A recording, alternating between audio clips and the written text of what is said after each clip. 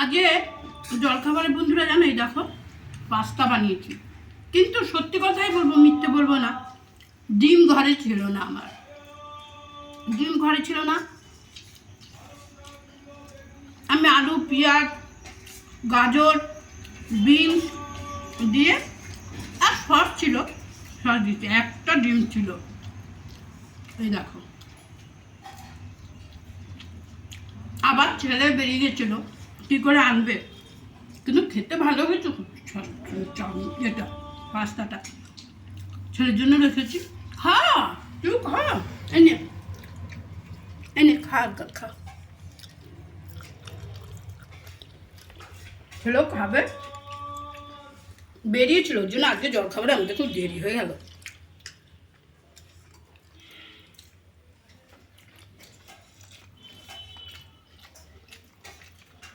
খুব ভালো হয়েছে খেতে।